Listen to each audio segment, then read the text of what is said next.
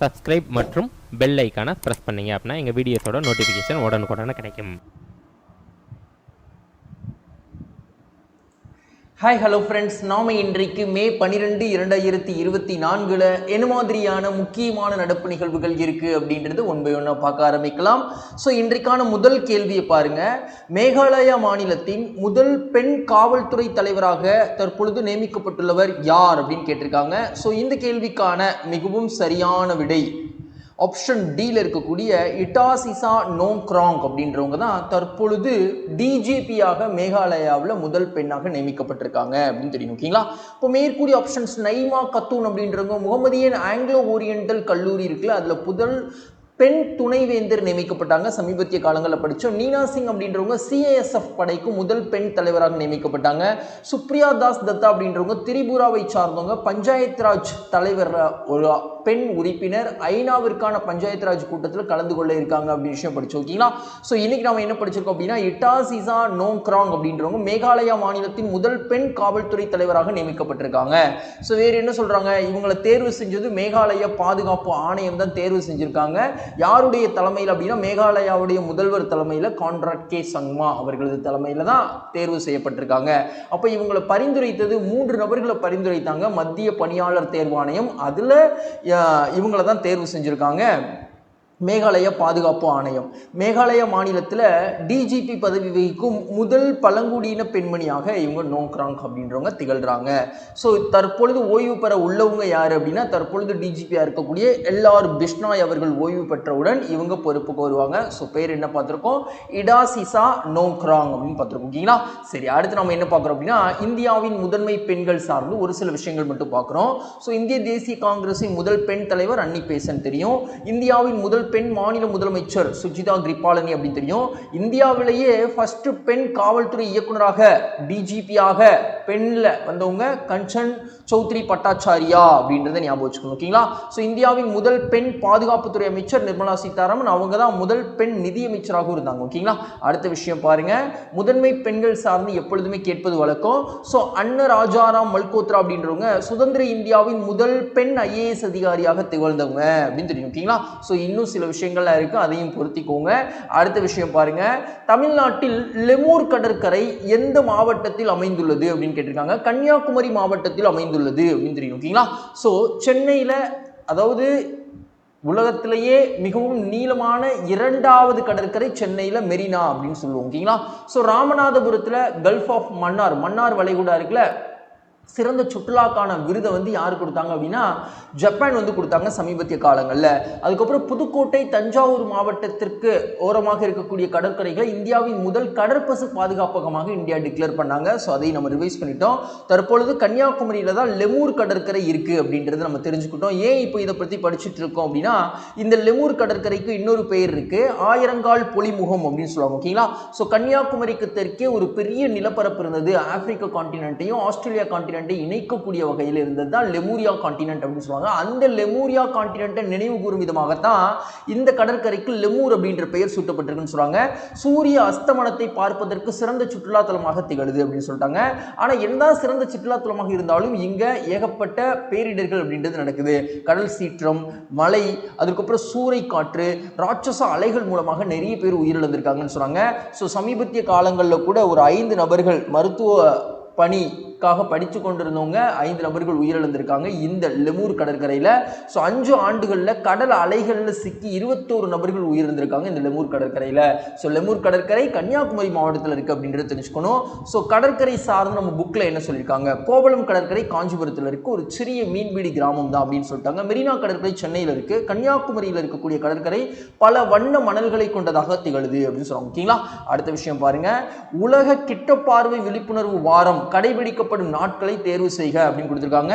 So இதற்கான சரியான விடை ஆப்ஷன் டி, 13th மேல இருந்து 19th மே வரைக்கும் உலக கிட்டப்பார்வை விழிப்புணர்வு வாரமாக பார்க்கப்படுகிறது.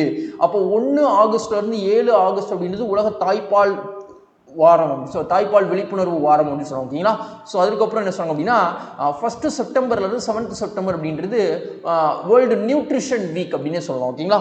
ஸோ ஊட்டச்சத்திற்கான வாரம். அதுக்கப்புறம் 30 அக்டோபர் 5 நவம்பர் வந்து என்னது அப்படின்னா ஊழல் எதிர்ப்புக்கான வாரமாக, ஊழல் பற்றிய விழிப்புணர்வை மக்களிடையே ஏற்படுத்துவதற்கான வாரம் தான் 30th October to 5th November அப்படின்னு தெரியும். ஓகேங்களா. ஸோ தற்பொழுது உலக கிட்டப்பார்வை விழிப்புணர்வு வாரம் 13th மே டு 19th மே அப்படின்றத பார்த்துருக்கோம். ஸோ அண்மை காலமாக சில விஷயங்கள் அதிகரிச்சுட்டே வருதுன்னு சொல்றாங்க. என்ன அப்படின்னா பள்ளி குழந்தைகள் கண்ணாடி அணிவது அதிகமாயிட்டே வருது.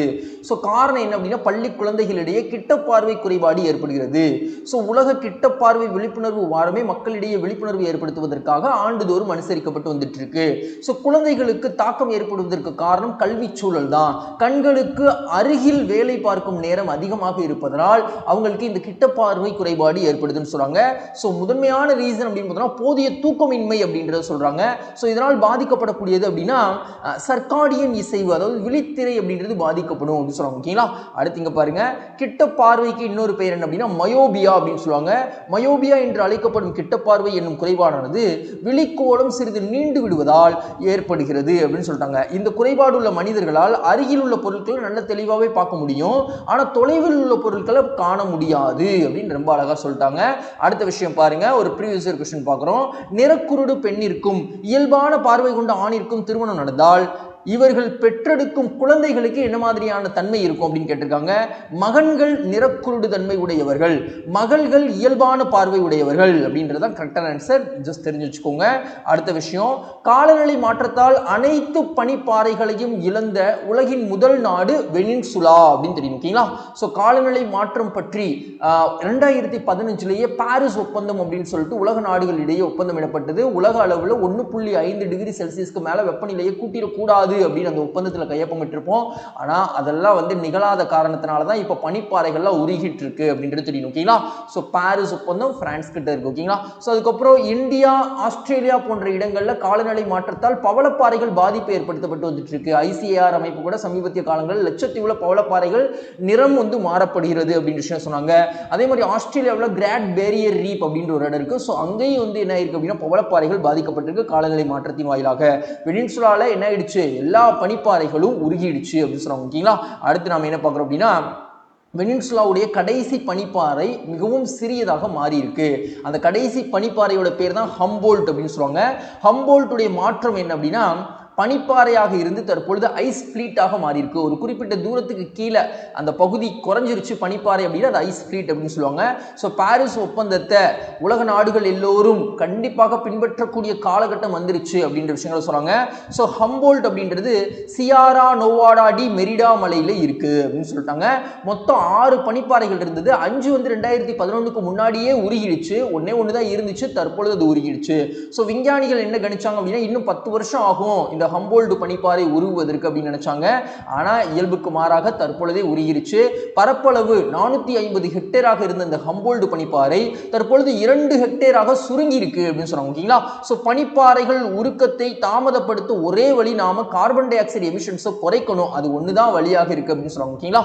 ஸோ பனிப்பாறைகள் எவ்வளவு முக்கியம், அப்போ புவியில் இருக்கக்கூடிய நன்னீரின் அளவு அப்படின்னு பார்த்தோம்னா வெறும் 2.8% தான். அந்த 2.8% நன்னீர் மேக்சிமம் எங்க இருக்கு அப்படின்னா பனி ஆறுகள் மற்றும் பனி மலைகள் இருக்கு அப்படின்றது தெரிஞ்சுக்கணும். ஓகேங்களா.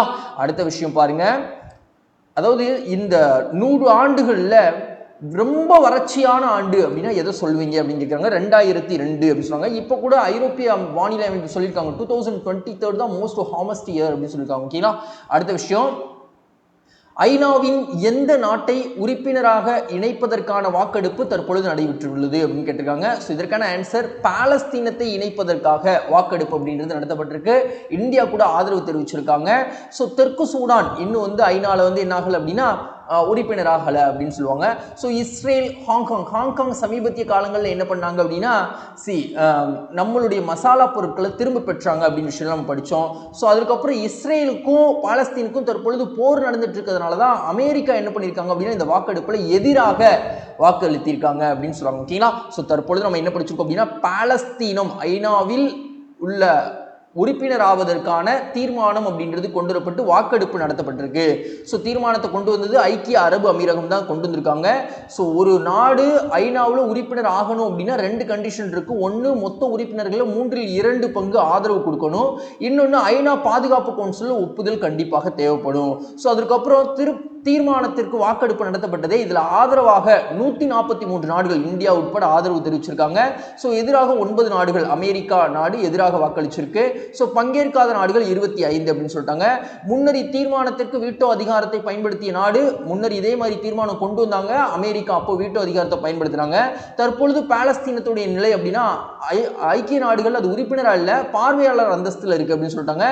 தீர்மானத்தின் நிலை ஐநா பொதுச்சபையில் நிறைவேற்றப்பட்டுள்ளது அப்படின்னு சொல்லிட்டாங்க. அடுத்த விஷயம் பாருங்க, ஐநாவின் பொதுச்சபையானது கூடி விவாதிக்கக்கூடிய ஒரு முக்கியமான அமைப்பு அப்படின்னு சொல்லிட்டாங்க.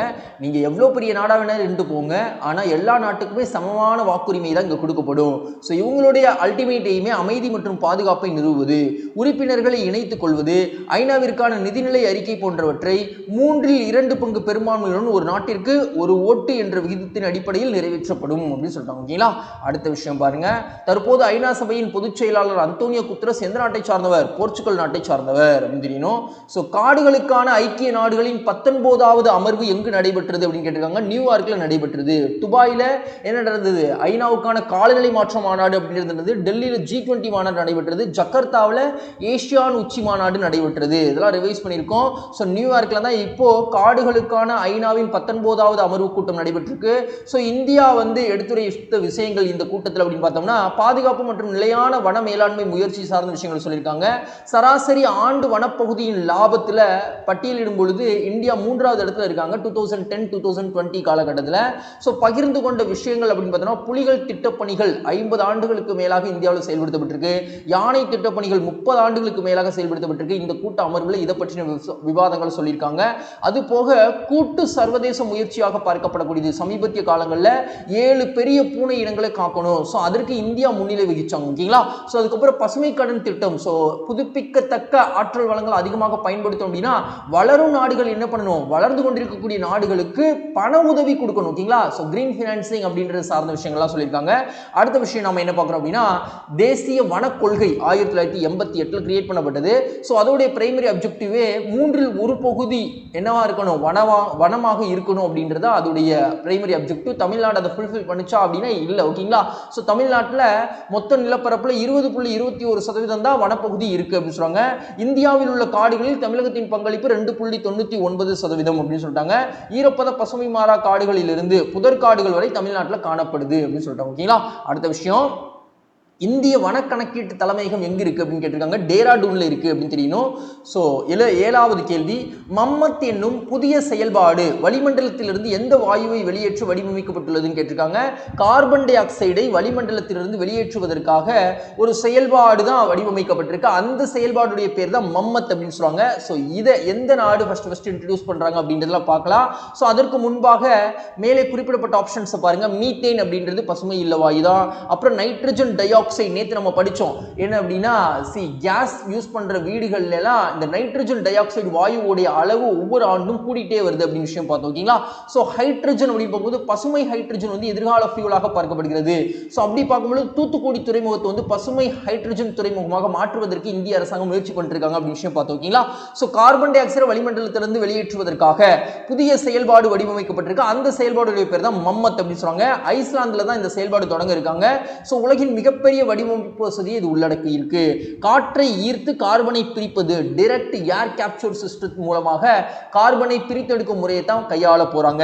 ஸோ ஆண்டுதோறும் 36,000 டன் கார்பனை அகற்றுவதாக இலக்கு வச்சிருக்காங்க. கிட்டத்தட்ட 7,800 கார்கள் இருந்து வரக்கூடிய கார்பன் டை ஆக்சைட்ஸை இதன் மூலமாக நம்ம எமிட் பண்றதை குறைக்க முடியும் அப்படின்னு சொல்றாங்க.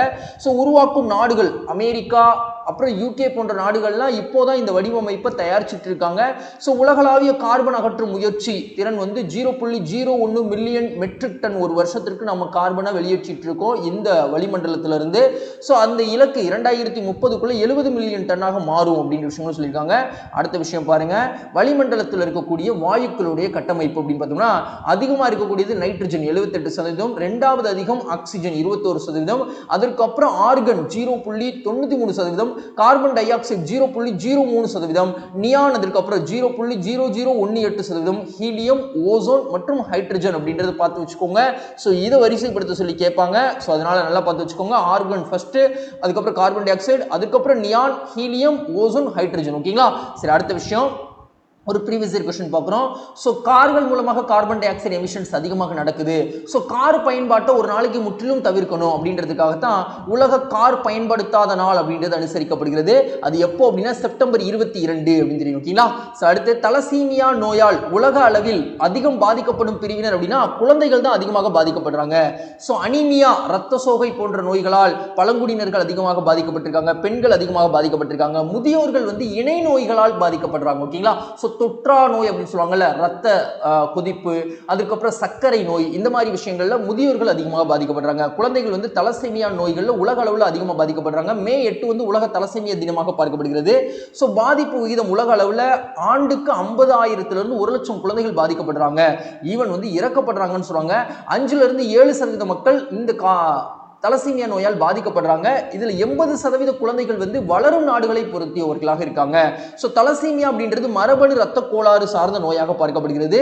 ஸோ இந்தியாவில் பாதிப்பு அப்படின்னு பார்த்தோம்னா ஆண்டுக்கு 1.5 லட்சம் நபர்கள் பாதிக்கப்படுறாங்க. குழந்தைகள் 10,000 15,000 வரை பாதிக்கப்படுறாங்க. ஸோ 2024க்கான கோட்பாடே உயிர்களை மேம்படுத்துதல், முன்னேற்றத்தை தழுவுதல் அப்படின்ற கோட்பாடோடு இந்த வருஷம் தலசீமியா நோயை எதிர்த்து போராடுவதற்கான வழிமுறைகளோட நாம போறோம். அடுத்த விஷயம் நாம என்ன பார்க்கறோம் அப்படின்னா தலசீமியா நோய் அப்படின்னா என்ன, நம்ம புக்ல என்ன சொல்லிருக்காங்க, உடல் குரோமோசோமில் உள்ள ஒடுங்கு பண்பு மரபணுவின் திடீர் மாற்றத்தால் ஏற்படக்கூடிய ஒரு நோய் தான் அப்படின்னு சொல்லிட்டாங்க. ரத்த சிவப்பணுக்கள் அதிகமாக சிதைக்கப்படுது அப்படின்னு சொல்லிட்டாங்க. ஹீமோகுளோபின் மூலக்கூறுகள் உருவாவதே இதற்கு காரணமாக பார்க்கப்படுகிறது. ஹீமோகுளோபின் 4 பாலிபெப்டைடுகள் சங்கிலியால் ஆனது, 2 ஆல்பா 2 பீட்டா குளோபின் சங்கிலிகளாகும். தலசீமியா நோயால் பாதிக்கப்பட்டவர்கள் ஆல்பா அல்லது பீட்டா சங்கிலிகள் ஏதாவது ஒன்று பாதிக்கப்பட்டுள்ளதால் இயல்புக்கு மாறான ஹீமோகுளோபின் மூலக்கூறுகள் உருவாகி ரத்த சோகையை ஏற்படுத்தும் அப்படின்னு சொல்லிட்டாங்க. ஓகேங்களா? அதுக்கப்புறம் சரியான நிகழ்வுடன் சரியாக பொறுத்துக அப்படின்னு சொல்லிட்டாங்க. தமிழ்நாட்டில் தற்பொழுது ஒரு வைரஸ் தொற்றுக்கு எச்சரிக்கை விடுத்திருக்காங்க. அதுதான் என்னது அப்படின்னா வெஸ்ட் நைல் அப்படின்றது கேரளால சமீபத்திய காலங்களில் பரவுச்சுல. ஸோ தமிழ்நாட்டிலையும் பரவுவதற்கு வாய்ப்பு இருக்கு அப்படின்னு சொல்லிட்டு நம்ம சுகாதாரத்துறை எச்சரிக்கை விடுத்திருக்காங்க. உலக செவிலியர் தினம் மே 12 தெரியணும். ஸோ கிரீமியா போர்ல மிக சிறந்த சேவையாற்றிய நைட்டிங்கேலை நினைவு கூறும் விதமாக ஒவ்வொரு ஆண்டும் மே 12 உலக செவிலியர் தினம் அப்படின்றது என்ன பண்ணப்படுது, அனுசரிக்கப்படுகிறது. சிங்கப்பூர் பிரதமராக திகழக்கூடியவங்க லீசியோங் லூங் அப்படின்றவங்க. ஸோ இவங்க வயது மூப்பின் காரணமாக கூடிய விரைவில் ஓய்வு பெற இருக்காங்க.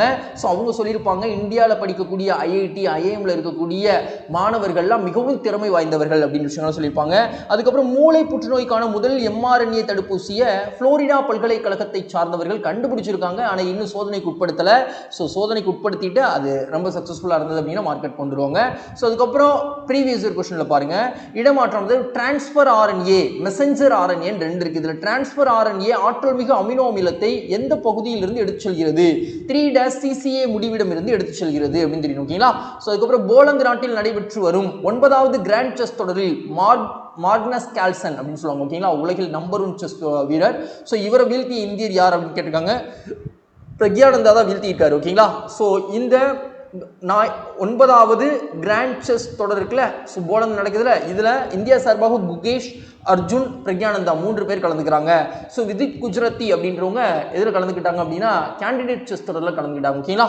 அடுத்து ஒரு குயிக் ரிவிஷன் பார்த்துடலாம். முதல் பெண் காவல்துறை தலைவர் மேகாலயாவில் யார் நியமிக்கப்பட்டிருக்காங்க அப்படின்றத கமெண்ட் பாக்ஸில் சொல்லுங்க. அடுத்து லெமூர் கடற்கரை அப்படின்றது கன்னியாகுமரி மாவட்டத்தில் இருக்குன்னு பார்த்தோம். உலக கிட்டப்பாறை விழிப்புணர்வு தினம் மே 13 - 19 பார்த்தோம். வெனின்சுலால எல்லா பனிப்பாறைகளுமே காலநிலை மாற்றத்தால் உருகிடுச்சு அப்படின்ற பார்த்தோம். அதுக்கப்புறம் ஐநாவில் உறுப்பினராக இணைப்பதற்கான வாக்கெடுப்பு அப்படின்றது பாலஸ்தீனுக்கு ஆதரவாக 143 நாடுகள் வாக்கு செலுத்தியிருக்காங்கன்னு பார்த்தோம். ஐக்கிய நாடுகளின் 19வது அமர்வு கூட்டம் எது சார்ந்தது அப்படின்னா காடுகள் வளர்ப்பு சார்ந்தது, நடந்தது நியூயார்க்ல. ஸோ மம்மத் அப்படின்ற செயல்பாடு வடிவமைக்கப்பட்டிருக்கு. என்ன பண்ண போறாங்க, வளிமண்டலத்திலிருந்து கார்பனை பிரித்தெடுக்கும் செயல்பாடு ஐஸ்லாந்துல முதல் முறையாக ட்ரை பண்றாங்க. ஸோ தலசீமியா நோய் நாள் பாதிக்கப்படக்கூடிய பிரிவினர்கள் குழந்தைகள் அதிகமாக பாதிக்கப்படுறாங்க. உலக செவிலியர் தினம் மே 12 அப்படின்னு பார்த்தோம். 9வது கிராண்ட் செஸ் தொடர் அப்படின்றது போலாந்து நடக்குது. ஸோ உலகின் நம்பர் 1 செஸ் வீரரான மேக்னஸ் கால்சனை நம்ம தமிழ்நாட்டு வீரர் பிரக்யானந்தா ஜெயிச்சிருக்காரு அப்படின்னு விஷயம் பார்த்தோம். ஓகேங்களா? ஸோ இன்னைக்கான தலைப்பு முடிஞ்ச ஃப்ரெண்ட்ஸ். மேலும் நாளைக்கு புதிய தலைப்புடன் உங்களை சந்திக்கின்றேன். இந்த வீடியோ உங்களுக்கு பிடிச்சிருந்தது அப்படின்னா மறக்காம லைக் பண்ணிடுங்க, உங்க ஃப்ரெண்ட்ஸ்க்கு ஷேர் பண்ணுங்க. முக்கியமாக வீடியோ எப்படி இருந்தது அப்படின்னு கமெண்ட் பாக்ஸில் சொல்லுங்க. தேங்க்யூ. நாளைக்கு சந்திக்கலாம்.